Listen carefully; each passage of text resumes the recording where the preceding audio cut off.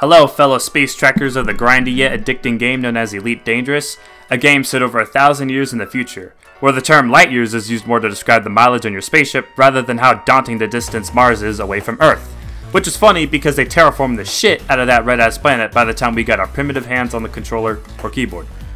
Such an incredible feat, right? The ability to plot courses 20,000 light years away from at any point from you? To put that in perspective, the whole Milky Way galaxy is about 100,000 light years. Yeah, we somehow even made our galaxy seem small. But where would technology like this come from? It must have taken some serious funding and brainpower to create such a monumental form of technology, right?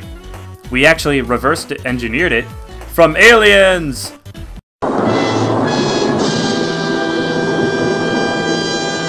Yeah, cue the screams of terror, it wasn't that insane. Yes, the frameshift drive technology inside every single spaceship in Elite Dangerous is based on alien technology stolen from the Thargoids.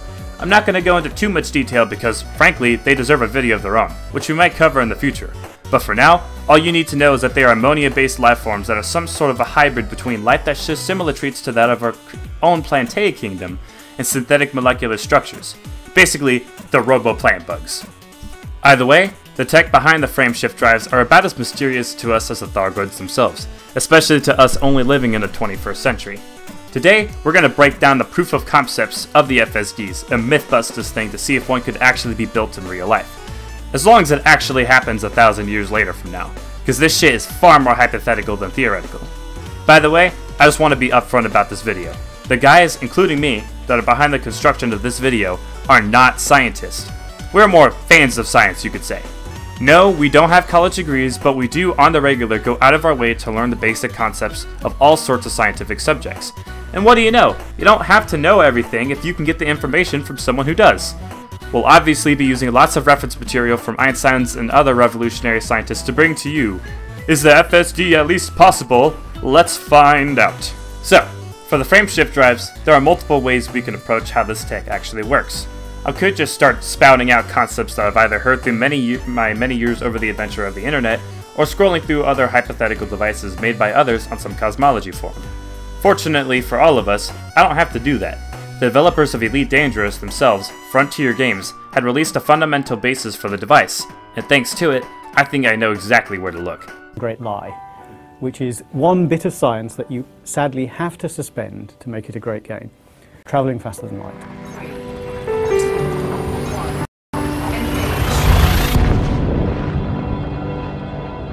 We have the ability to travel at superluminary speeds by essentially contracting the world.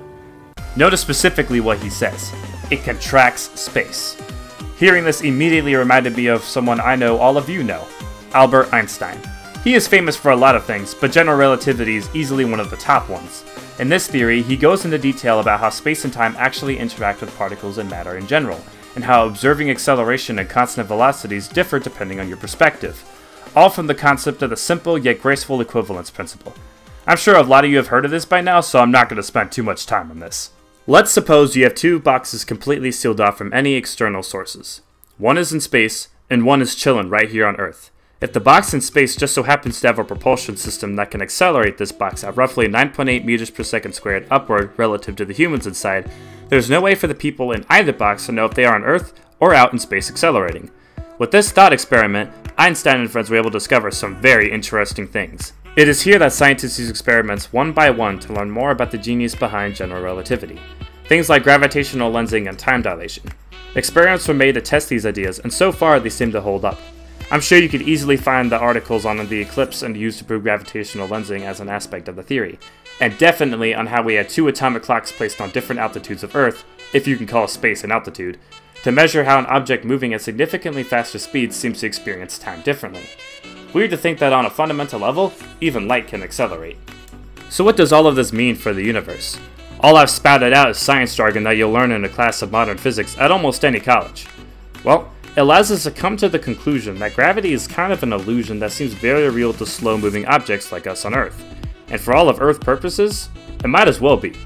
But Einstein thought of the universe differently. He thought of the playground that is the universe as space-time, and it works simply like this. Objects, quote-unquote, not moving through space, move completely through time. Objects moving under the speed of causality, or light, are moving between a combination of speed and time.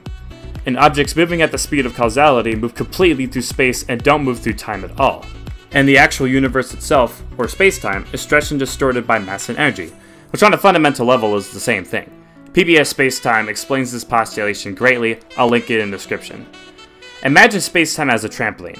When nothing is on this trampoline, it is completely flat and uniform throughout the entire trampoline, or universe. Now imagine something with a big mass like a bowling ball, or a solar mass on a universal scale, is placed on this trampoline. Now the bowling ball is so heavy, it bends the whole trampoline and distorts it. If you place a tiny little marble anywhere on this trampoline, it's going to pretty much automatically roll towards the bowling ball. This is what we imagine as gravity in our normal world. The heavier the object is, or the higher energy content for being nitpicky, the more of the universe gets contracted. And this is what we think gravity is in space-time. Now this is where our theory comes in.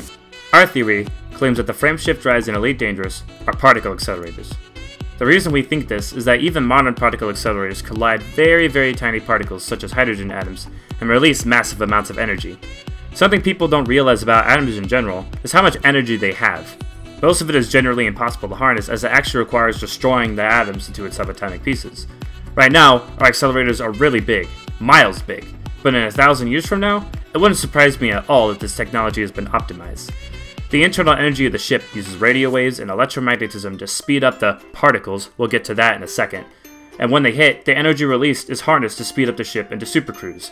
To go into hyperspace, the ship generates a black hole, or at least something that is supermassive in, well, mass.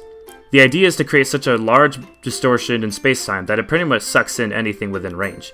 Now that all of space within however many light years your ship can handle is at your fingertips, you search for the other massive celestial body that you intended to travel to, and simply fly your ship over there. As you travel towards your destination, you stop feeding the black hole and allow for it to dissipate, uncontracting all the space around you, returning things to normal, with you in a new system. Now get this, there are a lot of types of particle accelerators and all of them collide different types of particles. So what particles are going to be used? Well, dark matter, of course. Dark matter? But Tyler, we can't even observe that stuff yet. How can that be used? Well, all the shit is already convoluted, buddy, so hopefully in 1,000 years we've at least found a way to see it, even though today we are fairly certain that something like it is out there. We don't even have to look as far as the fact that the galaxy supposedly doesn't have enough mass to hold everything in place. We presume that something like dark matter has to exist in order to explain this phenomena. There are other forms of evidence too, but we won't get to those in this video. Now let's all sit down here and think about just how cool a dark matter particle accelerator would be for a game like Elite Dangerous. It would make like a dark black hole or something. I think I just discovered a new astrophysics term. Now I know this theory sounds pretty crazy. It seems like I have to stretch a little to get where I'm going, right? I mean, I'm sure I convinced a lot of you by now that the particle accelerator is at least plausible, but the part with the dark matter? Pretty out of the blue, right?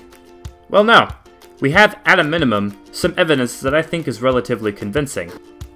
A little detail my friends and I have noticed while playing the game is that whenever we enter the frameshift drive, the fuel scoop opens up for the ship. We've tested it very far from any star or place of heat, making sure that we never pass 60% on our heat ratings so long as to not activate the heat vents. We'd even got close to the sun but disabled much of our modules to keep the ship cool and below 60% to confirm that it was indeed the fuel scoops opening up whenever the frameshift drive activates, no matter how far we were from the star, or anything really. Now that's a weird little detail, right? Fuel scoops opening it up whenever you choose to use the FSD? It could happen anywhere too. You could be millions of light seconds away from any star, and yet your fuel scoop opens up. The only plausible thing that a ship could be scooping up is matter or energy to gain enough charge for the ship. And I don't know about you guys, but I don't think a few hydrogen atoms flying around in space is going to be enough juice. No. Dark matter permeates throughout all of the universe supposedly, and it could definitely be enough to power up these frameshift drives. So, let's conclude. The fuel your ship carries around is used to power up the electromagnetics and radio waves used to accelerate the dark energy particles. Once they collide, it forms a mini dark black hole that folds in the space-time continuum as far as your FSD is rated for. As you travel through contracted space-time, you can only find destinations based on other massive contractions in space, even though they are less massive than your own dark black hole. In order to escape, as you fly through your very short trip light years away, you stop feeding the dark black hole uncontracting space with you arriving at your new destination. Now I've seen one and only one other YouTube video on a real theory on how exactly the frameshift drive works. In this video, he basically concludes with dimension hopping. And no, I don't mean going to some mystical universe dimension. I mean the scientific version, a plane of existence. Honestly, I think there are multiple holes with the theory, but I'm mainly going to focus on just one. He states that the frameshift drive enters the ship into the 4th dimension, where you can see all of time happening at once, and chooses to exit at whatever time he wishes that would lead him to his destination, kinda like in that movie Interstellar. This can't work in the sense that whenever you enter the 4th dimension, you should be able to re-exit simply wherever you want. One of the defining characteristics of the FSD is that there are limitations on the distance you can travel. Now it is here that we come to our conclusion. What do you guys think? Does it sound pretty plausible? Or do you think we need to do some more homework before making another video? Tell us in the comments below, and don't forget to subscribe. This is a fresh new channel, and we also have a guild to go with it. If you'd like to join, we're trying to build an amazing PS4 community, and we're much more than pleased to have you join it. All the information you need is going to be in the description below, and I hope you guys have an awesome day.